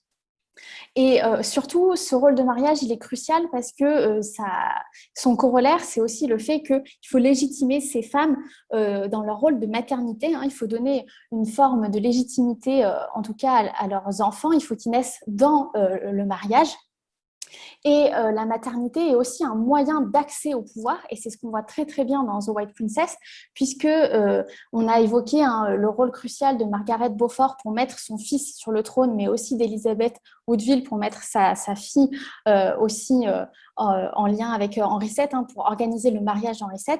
La maternité est vraiment un rôle clé pour accéder au pouvoir, et c'est ce que je disais déjà tout à l'heure avec le fait que ça leur permettait aussi d'avoir le titre de lieutenante par exemple en Bourgogne, puisqu'en fait elles veulent constamment défendre les intérêts de leur enfant, et donc c'est ce qui leur permet aussi souvent de se hisser dans les sphères de pouvoir. C'est la raison pour laquelle, par exemple dans The White Queen, l'exercice du pouvoir par la femme d'Édouard, le roi, donc la reine, mais qui ne prend son pouvoir que de son mari, consiste essentiellement à accoucher. Et on voit un certain nombre de scènes d'accouchement qui se succèdent et qui servent aussi d'argument dans la construction du récit pour montrer que les hommes sont vraiment des salauds, puisque tout va bien pour le premier accouchement, on explique que c'est quand même dommage que ce soit une fille. Mais Édouard répond aussitôt « Nous l'aimerons de tout notre cœur », pour montrer à quel point c'est un personnage positif, puisqu'il permet à sa femme quand même de ne pas se sentir complètement écrasée par le poids de ne pas avoir donné tout de suite un héritier. Puis après, en parallèle des accouchements d'Élisabeth, il y a notamment une fausse couche, on voit Édouard coucher avec sa maîtresse, ou ensuite après participer à une partouze générale en portant un toast à sa femme qui perpétue sa lignée. Bref, vous voyez que ça sert, comment la maternité est un pouvoir qui est aussi plombé d'une certaine manière, puisque ça ramène la femme à un enjeu de fertilité qui était réellement important pendant tout le Moyen-Âge, puisque plus les lignées se croisent, plus il y a des problèmes de consanguinité, plus il y a des malformations et des problèmes d'infertilité liés à cette consanguinité. Et il faut savoir aussi qu'on accusait plutôt les femmes que les hommes d'accoucher de filles. Il a fallu la génétique pour expliquer que le problème du chromosome X ou Y tenait en fait au sperme masculin et pas du tout à l'apport de la femme dans la génétique. Mais jusque-là, on avait tendance à accuser les femmes de ne produire que des filles. Et il y a des témoignages au Moyen-Âge comme quoi, en effet, les femmes se désolaient quand leur mari sortait de l'accouchement, alors qu'elles-mêmes, dans un monde où elles mouraient très souvent en couche, c'était déjà très bien de se relever de couche en restant vivante. Et ça, c'est toujours le cas aujourd'hui dans le monde, dans pas mal d'endroits. Et il faut bien savoir que le pouvoir de la maternité, c'est un pouvoir qui continue après la naissance de vos enfants, c'est-à-dire que ça donne aussi du pouvoir à la reine-mère, qui va œuvrer pour le mariage de ses enfants, pour conserver aussi du pouvoir politique, ce qui permet, par exemple, dans The White Queen, de questionner le problème du mariage arrangé par la mère. On voit ça avec la mère de Marguerite Beaufort, qui préfère son fils à sa fille dans la série, et qui lui dit à ce moment, vous êtes une fille ne choisit pas, elle vit la vie que sa mère a décidée pour elle ou que son mari a décidé. Donc évidemment, là encore, c'est un peu caricatural, mais c'est intéressant de voir comment la mère reste une mère bien au-delà de l'adolescence ou de la majorité de son enfant. Donc, merci pour ces explications sur les différentes manières pour ces femmes d'accéder au pouvoir. Désormais, ce qu'on aimerait savoir, c'est comment ces pouvoirs se manifestent. Donc, on l'a déjà vu, mais surtout dans les séries, on a tendance à voir qu'on oppose les méthodes fortes des hommes, qui sont marquées par la violence, par la guerre, et les méthodes douces des femmes qui, elles, intriguent, correspondent, etc. Pour autant, on voit aussi dans ces séries, dans les 6 dont nous parlons, à un moment donné, des femmes guerrières qui sont en armure, qui utilisent des armes, etc. Voilà, peut-être, Clara, pour parler de ce sujet. Alors, je l'ai déjà un petit peu évoqué, donc je vais faire très rapidement. Isabelle utilise les correspondances, le droit, la propagande imagière pour défendre ses intérêts et manifester son pouvoir. On le voit lors de la conquête de Grenade, elle est présente uniquement comme symbole. Inversement, Ferdinand d'Aragon, c'est le guerrier, c'est le roi guerrier. Et donc, la série Isabelle est plutôt bien faite sur ce côté-là pour montrer les rôles répartis. Mais ce n'est pas forcément synonyme de manque de pouvoir que de ne pas prendre les armes. Très souvent dans les séries, il faut bien dire que ce qui intéresse nous en tant que spectateurs modernes, c'est l'idée de voir la femme incapacitée pour réécrire l'histoire du féminisme, avec l'idée qu'on est parti de rien pour arriver à tout aujourd'hui, ce qui serait fortement contestable. Mais donc, vous avez vraiment cette idée de la femme de pouvoir comme incapacité, c'est-à-dire qu'elle est constamment sur le point de perdre son influence, sur le point de se faire violer. Le nombre de scènes finalement de danger de viol ou de rapport au viol de ces séries est absolument impressionnant, même dans Isabelle, par exemple, qui est très réaliste. Néanmoins, elle a toujours cette femme de pouvoir, un halo d'intelligence autour d'elle, qui lui donne une certaine puissance, qui lui permet d'échapper aux échelles sociales traditionnelles. On a vraiment cette idée de à côté de la femme fatale, la femme qui est non conventionnelle, justement parce qu'elle a eu la bonne éducation, mais du coup, alors qui peut toucher un peu à la magie, on y reviendra un peu plus tard, mais voilà, des formes inquiétantes de pouvoir, finalement. Et cette incapacité à récupérer le pouvoir, elle se voit dans de très nombreuses scènes. Je vous en donne un exemple dans The White Queen. À l'épisode 3, il y a des plans montés ensemble. Une scène où on voit toutes les femmes qui prient successivement, chacune de leur côté, avec ferveur, pendant que les hommes se préparent au combat. Donc, vous avez vraiment d'un côté la passion, le fait d'être passif, et de l'autre, l'action, et l'action violente et guerrière. Donc, dans ces séries, en fait, les femmes donnent lieu à des scènes d'attente, de nuit de noces, d'accouchement, de fuite, des scènes où elles courent dans les bras de ceux qu'elles aiment, où elles pleurent. Elles écoutent ce qu'on décide pour elles, elles discutent de ce qu'on a décidé pour elles, et en fait, pas grand-chose d'autre. Donc, c'est une vision un peu biaisée, évidemment, de ce que devait être leur quotidien. Et dernière chose intéressante dans ces séries, c'est qu'il faut que les rapports hommes-femmes soient traversés par la violence. Et c'est intéressant parce que c'est des séries qui quand même se positionnent un peu comme féministes. Elles essaient de défendre l'idée de femmes qui sont engluées dans leurs conditions féminines, et elles trouvent souvent comme solution de construire des personnages masculins très méchants. Voilà, le grand méchant qui est donc vidé de toute substance psychologique, ce qui rend les femmes plus puissantes, même si elles restent passives. Or, le danger de cette caricature, c'est que c'est un peu de l'auto-sabotage, parce que vous, en tant que spectateur ou spectatrice, vous avez besoin de vous identifier au personnage. Donc, si tous les personnages masculins sont des salauds, alors vous allez culpabiliser de votre masculinité, donc vous allez en fait ensuite vous distancier. Soit vous allez trouver ça caricatural, et donc vous n'aurez pas un rapport finalement de compassion directe à la série. Et ça, c'est quelque chose d'intéressant de voir que on pense les femmes incapacitées parce que c'est le Moyen-Âge, donc on caricature les hommes, et on arrive à quelque chose qui semble très loin dans le passé, alors que cette réalité ressemblait par bien des aspects à la nôtre encore aujourd'hui. Alors, pour faire la transition avec l'image de la femme justement forte au sens de la violence physique, la femme donc guerrière, on a de nouveau dans ces séries, je l'ai évoqué, Caterina Sforza, donc je fais un petit focus sur elle, surtout dans les Borgia au moment du siège de Forlì, où on la voit en armure, et historiquement c'est attesté, elle était en armure, hein, pas forcément pendant ce siège-là, mais à d'autres occurrences, et elle fait face à Cesare Borgia depuis les remparts de Forlì, et elle lui dit tu peux bien tuer mon fils, j'ai de quoi en faire un autre, en montrant son pubis. Ça, elle l'a fait, elle l'a dit en vrai. Bon, pas dans ce contexte-là, mais c'est une phrase historique qui a beaucoup frappé. Donc, il y a la capacité à répondre à la menace par l'absence d'intimidation, qui normalement s'inscrit plus dans des qualités qu'on attribuait aux hommes à l'époque et à l'homme guerrier, à l'homme, une qualité martiale en fait, hein. Et donc ça, c'est attesté réellement, c'est ce qu'on trouve dans la série. Et d'ailleurs, c'est un personnage tellement fort de femme guerrière, cette Caterina Sforza, donc cette exception, qu'elle apparaît dans les deux séries. Dans la série des Médicis, on ne la voit pas comme guerrière, on la voit avant cette évolution du personnage comme guerrière. Mais dans les Médicis, elle dit quand même, et c'est un clin d'œil à l'histoire, je ne cherche plus l'amour, je cherche le pouvoir, y compris par les armes.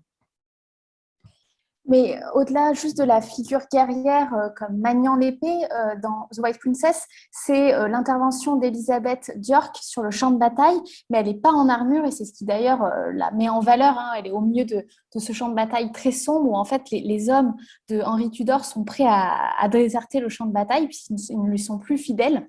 Et c'est elle, en fait, qui arrive à rallier l'ensemble des troupes au moyen d'un discours. Et très souvent, elle est présentée, mais comme souvent, en fait, dans les séries, hein, c'est toujours ce moment où les femmes prennent enfin vraiment la parole face à des hommes. Où elle est hurlante. En plus, on voit très bien sa gorge. On voit vraiment un côté presque un peu hystérique au sens de la folie, où vraiment elle est prise pour la défense de son fils par une espèce de folie qui la traverse, où elle hurle aux soldats de son mari d'obéir. Et en fait, ça montre assez bien aussi comment dans les séries, on a parfois du mal à présenter les femmes en armure parce que c'est effectivement des représentations qu'on n'a pas toujours, en tout cas de façon iconographique, attestées pour le Moyen-Âge. Et on sent parfois une timidité au sein des séries, peut-être des metteurs en scène, à utiliser en fait ce registre pour représenter les femmes. Pourtant, il y a bien un imaginaire de la femme guerrière.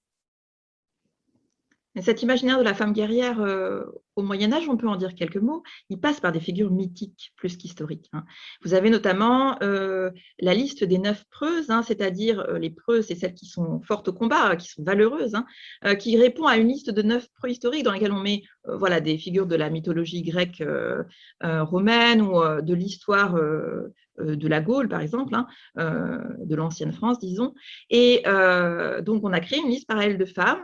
C'est lié aussi au mythe des Amazones, qui est très puissant à la fin du Moyen-Âge, hein, qui inspire en fait de la fascination, cette idée d'un peuple entier qui se débarrassait systématiquement des enfants lorsque c'était des garçons et qui vivait de la guerre, hein, même prête à se trancher le sein, hein, des symboles à la fois de la sensualité et de la maternité, hein, pour tirer mieux à l'arc. Donc c'est un modèle qui fascine et qui est évidemment complètement rejeté aussi, hein, par cette société comme une sorte d'anti-modèle admirable. Et du coup, c'est sans doute aussi la raison pour laquelle ces séries gèrent d'une façon un peu mythique et un peu historique cette question des femmes et de la figure de la reine guerrière, mais qui doit quelque part être un peu un passage obligé, hein, à un moment donné ou à un autre. Par exemple, dans The White Queen, vous avez 2 femmes guerrières. Vous avez une femme en armure, c'est Marguerite d'Anjou, l'ancienne reine, Lancastre, hein, qui est alors, très sombre, c'est vraiment la femme cruelle, hein, et on voit bien que toutes les femmes au cœur d'homme, en fait, ont un prisme négatif attaché à leur personnage. C'est une sorte de réflexe, parce que dans notre histoire culturelle, on pense que c'est ça qui doit passer, hein. C'est pareil pour Marguerite Beaufort, qui est vraiment l'homme, enfin la femme au cœur d'homme, c'est une expression qui existe au Moyen-Âge, hein, femme au cœur d'homme, qui voilà, veut aller à la bataille comme Jeanne d'Arc, dit-elle, hein, puisqu'il y a aussi cette figure au XVe siècle de la pucelle d'Orléans, celle qui était justement rejetée par les hommes et qui a réussi à prouver par le fait qu'elle était restée vierge qu'elle pouvait être une guerrière religieuse, hein. Mais on voit bien chez Marguerite Beaufort, qui est très religieuse, que cette figure de femme puissante est thématisée, comme disait Lucie, à travers les symptômes de l'hystérie et de la folie, hein. Une femme masculine aurait donc nécessairement la psyché d'une folie hystérique. Néanmoins, sur les séries vraiment toutes récentes, une série qui vient tout juste de sortir, The Spanish Princess, qui est la suite de The White Princess et qui parle de la vie de Catherine d'Aragon, qui s'est donc mariée tout d'abord à Arthur Tudor, le fils d'Henri VII, puis à Henri VIII Tudor. Et donc l'affiche de cette série, on voit Catherine d'Aragon portant une armure, portant une épée et comme slogan Lucha como una mujer, lutte comme une femme. Et c'est assez ironique de voir des symboles de pouvoir masculin, pour ne pas dire phallique, pour symboliser pour le téléspectateur du XXIe siècle la femme de pouvoir, alors que ce n'est pas forcément attesté historiquement. De même, dans la production, donc dans la même production, The White Queen a montré dans une affiche Elisabeth de Bouleville, saignant car elle tenait un poignard ou une épée, je ne sais plus. Et pourquoi toujours l'épée comme symbole de pouvoir, alors que les femmes, à cette époque-là, il y avait cet imaginaire, certes, mais il y avait aussi d'autres formes de pouvoir qui, pour nous, personnes du XXIe siècle, sont encore étrangères. Et enfin, heureusement, dans la série Isabelle, c'est plutôt cohérent au niveau du costume. On ne voit pas une Isabelle la catholique en armure parce que c'était faux. Et néanmoins, dans les représentations iconographiques, Isabelle pouvait se montrer avec une épée à la main. Il y a des sceaux d'elle qui sont encore conservés où elle tient une épée à la main, mais c'est des représentations iconographiques. Ce n'est pas une réalité historique. Donc, comme déjà dit, les femmes avaient leurs propres armes. En effet, donc on arrive au dernier sujet à aborder, qui est celui en fait de la perception de cet exercice du pouvoir. Comment cela est-il vu par les contemporains de ces femmes? Est-ce que c'est accepté dans une certaine mesure ou plutôt contré? C'est vrai qu'on a tendance à mettre en avant dans les séries les préjugés qu'ont les contemporains face au pouvoir des femmes, qui sont donc diabolisées. Qu'est-ce que vous pouvez nous en dire, Lucie? Alors, effectivement, dans les séries qui nous animent aujourd'hui, il y a une forme de diabolisation du pouvoir féminin, ce qui était vrai aussi parfois dans certaines chroniques médiévales, mais ce qui ne veut pas pour autant dire que tout le monde diabolisait ces femmes. Il faut faire attention entre ce qui a été écrit et ne pas le calquer sur toutes les mentalités de l'époque. Mais en tout cas, dans la série The White Princess, ce qui est intéressant, c'est qu'il y a une vraie diabolisation de Margaret Beaufort, notamment, qui est vraiment présentée, alors déjà par son costume, c'est une femme qui est présentée comme très pieuse, donc elle est habillée tout en noir. Donc déjà, rien que la façon dont elle est aussi apprêtée, etc., il y a un côté très dur dans le visage, dans sa mise en scène, etc. Et elle est présentée comme vraiment ayant soif du pouvoir, comme étant prête à faire tuer des enfants pour pouvoir défendre le trône de son fils Henri VII. Et elle va même, dans la série, jusqu'à tuer de ses propres mains l'homme qu'elle aime, alors qui n'est pas son mari, mais un des conseillers d'Henri VII, l'homme qu'elle aime sur son lit de mort parce qu'il allait révéler des secrets de sa mère à Henri VII. Et on voit assez bien en fait toute la diabolisation autour de ce personnage féminin, Margaret d'York, qui est aussi contrebalancée par Elisabeth Woodville, la mère d'Elisabeth d'York. Donc il y a ces deux mères, mais il y a aussi la figure de Margaret d'York, qui est alors duchesse de Bourgogne, dont j'ai pu dire qu'elle était belle-mère de Marie de Bourgogne, qui elle est aussi en Bourgogne et qui a elle aussi une soif de pouvoir au point d'aller chercher de jeunes enfants pour les faire passer pour les héritiers légitimes du trône d'Angleterre. Et on voit assez bien à travers ces trois portraits comment les femmes de pouvoir sont diabolisées, alors même que Margaret d'York, même si elle a eu un rôle très important à la cour de Bourgogne, aucune chronique atteste de cette diabolisation dans les sources en tout cas médiévales qu'on a conservées, mais systématiquement dans les séries qui nous animent, on voit comment le pouvoir déformerait les femmes de pouvoir. Et c'est lié aussi au fait qu'il faut toujours garder à l'esprit que quand les Anglais font de la fiction à partir de l'histoire, il y a Shakespeare en fait derrière.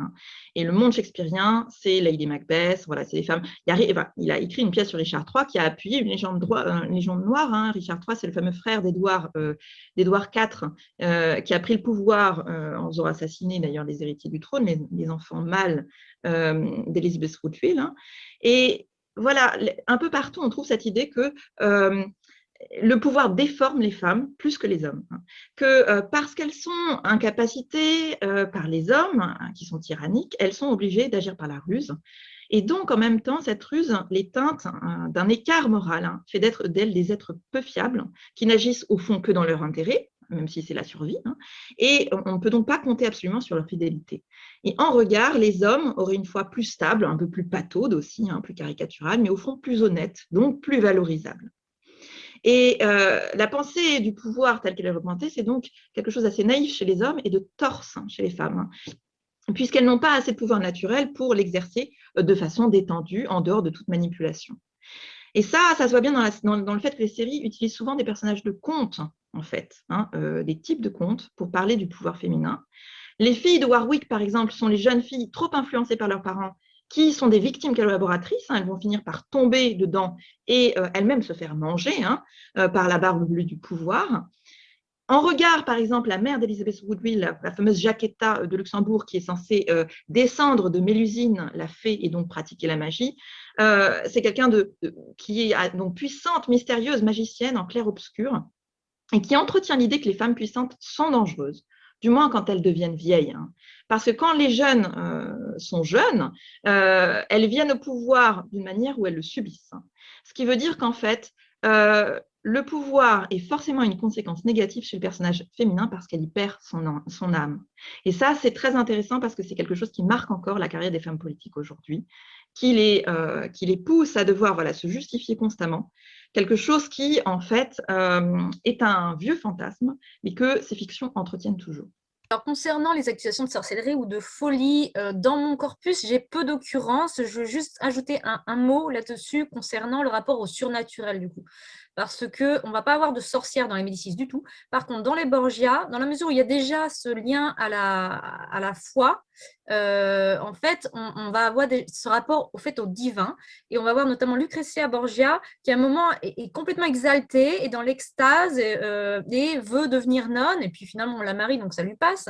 Mais on est dans une foi qui est dangereuse, qui est la limite de l'exaltation, on dirait justement peut-être hystérique ou trop mystique pour être honnête. Donc là, on est à la frontière de la folie, pas encore de la sorcellerie, mais ça pourrait, puisque l'hérétique et la sorcière sont des figures pour nous contemporains proches. Donc vous allez en dire des mots, vous, sur vos corpus à vous. Mais donc moi, c'est la seule occurrence en fait que j'ai, puisque je vous les ai dit dans mon corpus, elles n'ont pas tant de pouvoir que ça en réalité. Et effectivement, dans White Princess, on a une occurrence. Alors, c'est pas qualifié comme tel, c'est plus insidieux que ça, mais Elizabeth Woodville est présentée. Alors, je pense que c'est aussi pour le scénario et pour donner un peu de peps à tout ça et faire un petit peu de magie. Mais en tout cas, Elizabeth Woodville est présentée comme une intrigante mystérieuse, alors qui complote contre son gendre. Mais surtout, il y a des scènes régulières où elle pratique une sorte de vaudou. Elle entoure des cheveux qu'elle enroule autour de son doigt et pendant ce temps-là, elle est en train de réciter des paroles quasi de sorcière. Alors, pas en latin, on aurait presque pu, mais ce n'est pas le cas. Mais en tout cas, elle est en train de souhaiter du mal et là, miraculeusement, quelqu'un tombe malade. Voilà. Donc, il y a une sorte de mystique autour d'Elizabeth Woodville qui montre assez bien ce topos attendu autour de la vieille femme qui intrigue et qui est assez marquant, en tout cas pour les représentations contemporaines qu'on a du Moyen-Âge.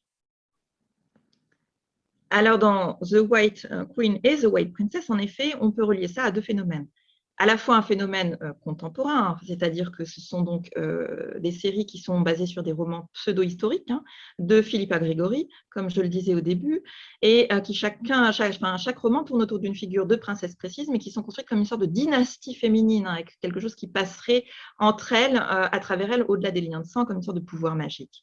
Et le fondement de cette série de romans, c'est le personnage de Jacquette de Luxembourg, mère d'Elizabeth Woodville, qui vient de la lignée des Lusignan. Et les Lusignan, c'est une grande famille qui, au XIVe et XVe siècle, s'est inventé sa propre légende en disant qu'elle descendait donc de Mélusine, la fée serpente, il y a eu plusieurs romans consacrés à cette figure au XIVe siècle.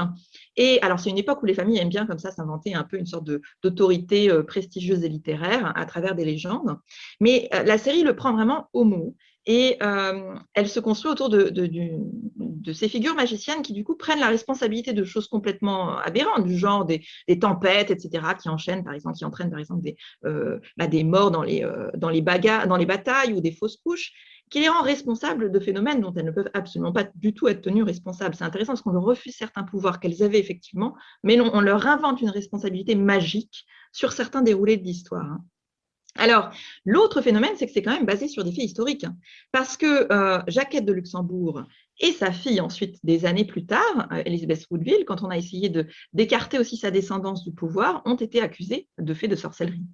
Et donc, elles ont eu des procès qu'elles ont toutes les deux gagnés, mais ça fait partie vraiment des archives anglaises. Donc, il y a vraiment une base historique là-dessus. Ce qu'il faut bien garder à l'esprit, parce qu'on est très intéressé par la sorcellerie, nous, on a tendance à le voir d'une manière un prisme un peu biaisé aujourd'hui, c'est que ce n'est pas parce que vous accusez quelqu'un de sorcellerie que vous croyez vraiment nécessairement à fond que c'est une sorcière ou un sorcier. C'est une manière facile de condamner sur des preuves irrationnelles, donc beaucoup moins besoin d'apporter de pièces au dossier. Puis vous faites appel aux peurs irrationnelles du public et des juges pour forcer le jugement. Donc vous pouvez comparer ça, vous voyez, aujourd'hui, la manière dont on peut accuser quelqu'un d'être un néo-nazi ou un terroriste. Vous employez des mots qui sont des extrêmes de l'horreur pour nous. Donc vous faites un rejet automatique chez les gens qui vont vraiment asseoir plus rapidement votre procès. Donc, il faut toujours garder à l'esprit que, au fond, si vous transportez ça à l'époque contemporaine, imaginez que Brigitte Macron ou Meghan Markle aient un laboratoire de chimie pour droguer les membres des gouvernements ou des familles royales. C'est assez absurde pour nous. On aurait tendance à penser pourquoi passer par la magie quand on a un pouvoir politique. Donc, il faut toujours garder ça à l'esprit que ces accusations, ce sont aussi des outils rhétoriques pour cette époque-là. Voilà, et pour la série Isabelle, donc bien sûr, Isabelle, elle ne subit pas directement ce genre d'accusation, et du moins, nous, dans l'époque contemporaine, on n'a pas cette réception d'une Isabelle qui aurait pu... Enfin, la légendoire d'Isabelle n'existe pas vraiment. Sauf pour sa politique envers les Juifs, mais ça, c'est encore autre chose. Par contre, Jeanne de Castille, sa fille, a été victime, comme tu disais, Sarah, de ces accusations dont on ne sait pas si les contemporains le croyaient ou pas. Et donc, elle était accusée de folie, et ça a été terrible pour elle, puisqu'elle a été écartée du pouvoir, et elle a été enfermée la plupart du temps de sa vie. Donc, ce sont des accusations, oui, qui ont des conséquences assez redoutables sur la vie de ces femmes. L'émission touche désormais à sa fin, donc je vous remercie toutes les quatre pour cette discussion passionnante au sujet des femmes et de leur relation avec le pouvoir au Moyen-Âge. Avant de nous quitter, j'aimerais vous poser une dernière petite question. Est-ce que du coup, après tous ces éclaircissements, vous recommanderiez les séries dont on vient de parler à nos auditrices et auditeurs? Que peuvent-ils y trouver? Voilà, votre point de vue final sur ces séries. Je pense qu'elles sont toutes intéressantes à regarder en fonction de vos goûts, en réalité. Par exemple, The White Queen et The White Princess vont vous intéresser si vous aimez le côté épique, avec plein de personnages. Si vous préférez vous concentrer sur des dynamiques de pouvoir qui sont plus proches de nos fantasmes contemporains, mais tout ce qui est de l'ordre de les intrigues de cour, etc. Il y a un côté répétitif, c'est un peu long, avec tous ces couples successifs, et puis la dimension de magie n'est pas du tout historique. Donc, si c'est pour une dimension d'apprentissage de l'histoire que parce que vous aimez les fresques épiques. Et en ceci, ça remplit tout à fait, de façon très intéressante, son but.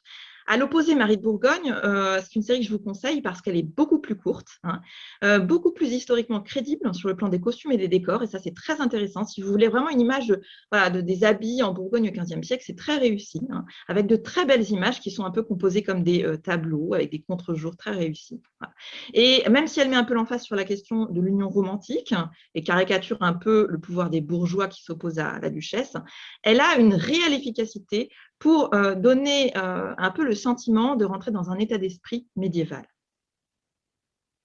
Et effectivement, sur Marie de Bourgogne, si je peux juste compléter, il y a des détails qui sont vraiment empreints de réalisme. C'est le cas notamment quand on voit les titulatures qui sont déployées dans les actes qui sont rédigés. Il y a même un souci, je le disais tout à l'heure, dans la signature qui est apposée sur certains actes dans la série. C'est vraiment à l'identique la signature qu'on trouve dans les archives. Alors évidemment, dans la série, il montre que c'est Marie de Bourgogne qui signe. En réalité, c'est jamais signé de sa main, ou c'est très rare les actes signés de sa main. Souvent, c'est plutôt son chancelier qui appose sa signature.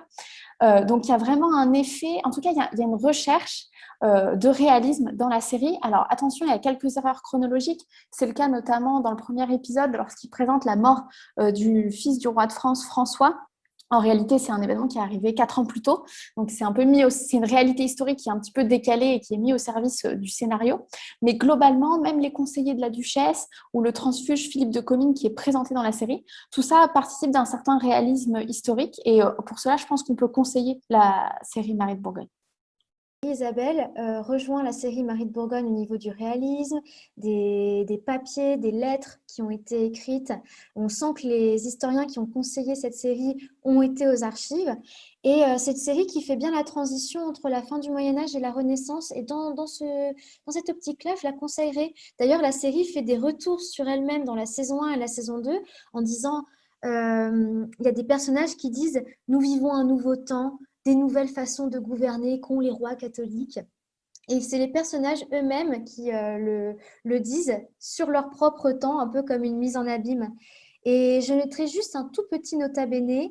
C'est une série publique, historiquement et chronologiquement réaliste, mais l'image d'Isabelle est extrêmement lissée parce qu'aujourd'hui, on apprend qu'Isabelle est une ancêtre des rois actuels, alors que ce n'est pas tout à fait vrai. On sait que la dynastie espagnole a connu plusieurs soubresauts, mais aujourd'hui, on l'apprend comme ça dans les manuels scolaires en Espagne, donc on ne peut pas montrer une reine Isabelle défaillante. On ne peut pas avoir de regard critique dans une série publique. Et c'est juste le tout petit nota bene.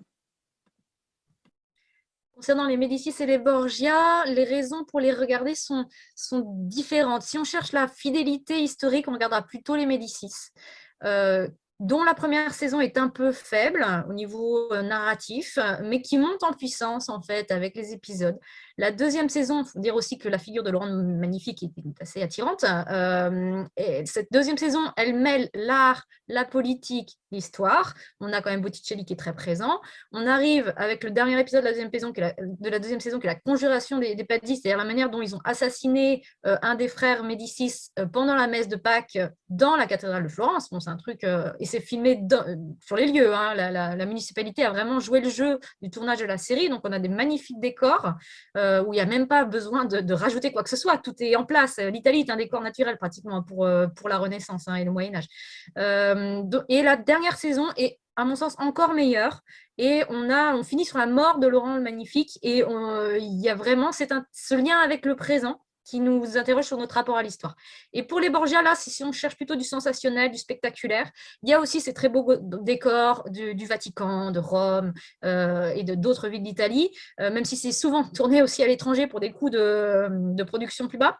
Et ce qui est intéressant pour les Borgia au niveau quand même fidélité historique, c'est ce retour sur l'église du XVIe siècle qui a été décevante pour un certain nombre de spectateurs de l'époque. Nous, on a dans la littérature française, par exemple, Joachim du Bellay avec Les Regrets, qui montre une Rome corrompue, une ville où pullulent les prostituées, où les cardinaux ne sont pas des modèles de vertu. Bon, là, on en a en effet l'illustration, parfois un peu exagérée par rapport à la réalité, mais qui a quand même des bases assez fortes. Et bon, si on aime le sexe, la violence et le suspense, ça marche très très bien en plus de ça. Je rajouterai juste un tout petit mot sur le fait qu'il va y avoir des épisodes du podcast en italien sur ces séries qui se passent en Italie pour la Renaissance. Le premier épisode portera justement sur les Borgia et le deuxième sur les Médicis et une autre série italienne sur Léonard de Vinci avec des professeurs d'université italiennes même en majorité. Merci beaucoup pour ces précisions et merci à vous, Sarah, Lucie, Clara et Élodie, pour cette très riche discussion et à bientôt dans une nouvelle émission sur les femmes et l'histoire dans les séries.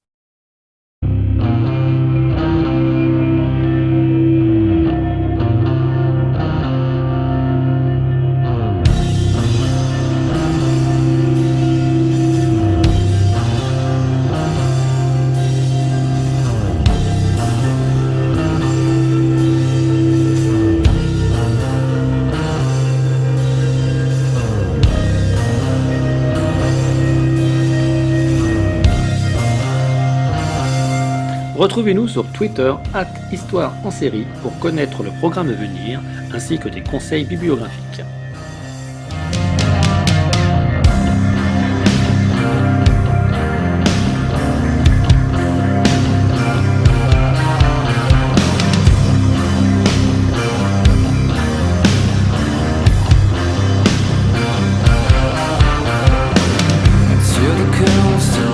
patience. Your trouble launches to clean. Such a beautiful planet populated by a stranger.